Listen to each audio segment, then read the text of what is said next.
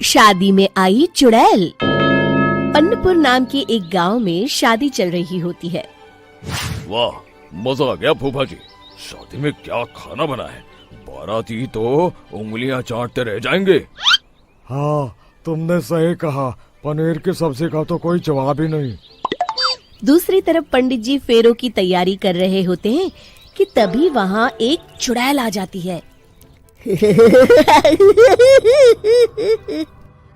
अरे मर गया रे, ये चुड़ैल यहाँ क्या कर रही है?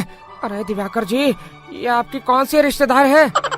अरे मुझे क्या पता, क्यों भाग्यवान, कहीं ये तुम्हारे मायके से तो नहीं आई है?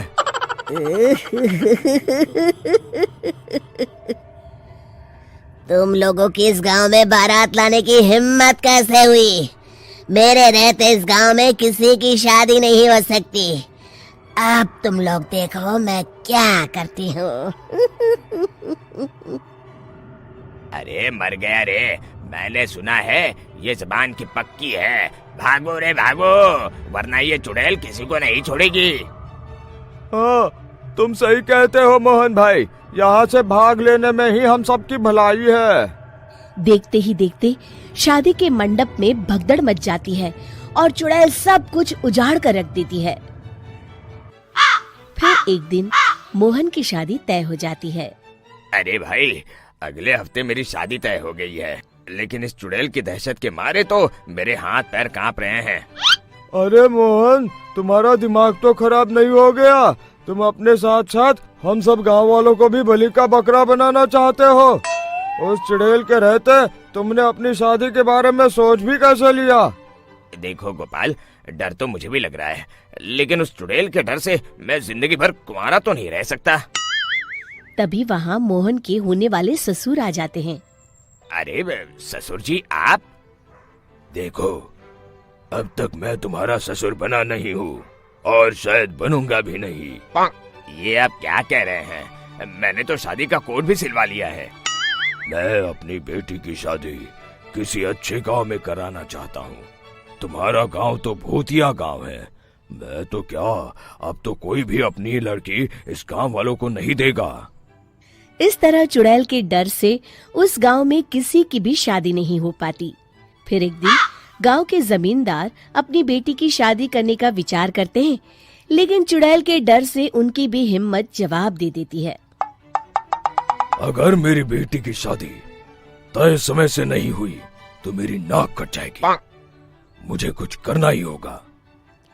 एक सलाहकार के कहने पर जमींदार काशी से एक बहुत ही नामी तांत्रिक को अपने घर बुलवाते हैं, जो भूत चुड़ैल को पकड़ने में माहिर माना जाता था। जमींदार साहब, आप चिंता मत करिए। इस गांव की सीमा में प्रवेश करते ही मुझे उस चुड़ैल के बारे में सब पता चल गया था। आप उसे जल्दी से जल्दी कैद कर लीजिए ताकि मैं अपनी बेटी की शादी कर सकूं। जब वो चुड़ैल एक इंसान थी, तब ठीक उसकी शादी करने वाले दिन ही उसकी और उसके होने वाले पति की एक दुर्घटना में मौत हो गई थी। उसका होने वाला पति आज भी भूत बनकर जंगल में भटकता है। इसलिए जब तक चुड़ैल की शादी नहीं हो जाएगी, वो किसी और की भी शादी नहीं होने देगी। ये आप क्या कह रहे हैं? अगर वो भूत भी हमारे गांव में आ गया, तब हमारा क्या होगा?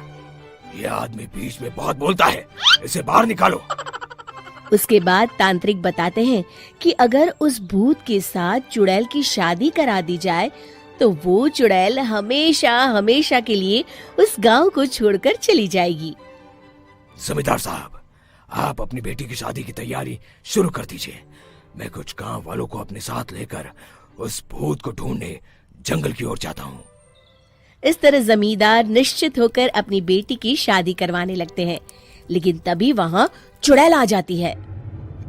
मैंने तुम गांव वालों को समझाया था ना कि इस गांव में कभी कोई शादी नहीं करेगा। लगता है तुम लोग मुझे हल्के में ले रहे हो। चुड़ैल जमींदार की बेटी को उठा लेती है।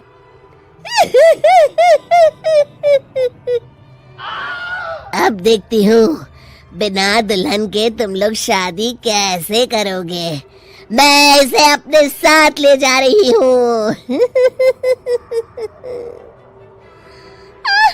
छोड़ मुझे, पिताजी, मुझे बचाइए। अरे कोई मेरी बेटी को बचाओ।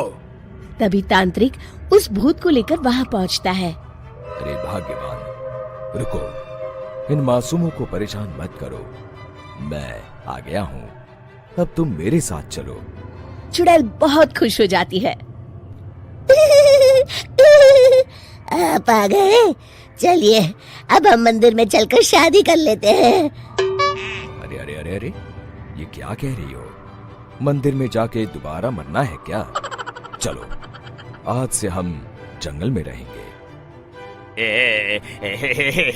चुड़ैल चली गई, अब मेरी शादी हो जाएगी। इस तरह सभी गांव वाले खुशी से झूमने लगते हैं।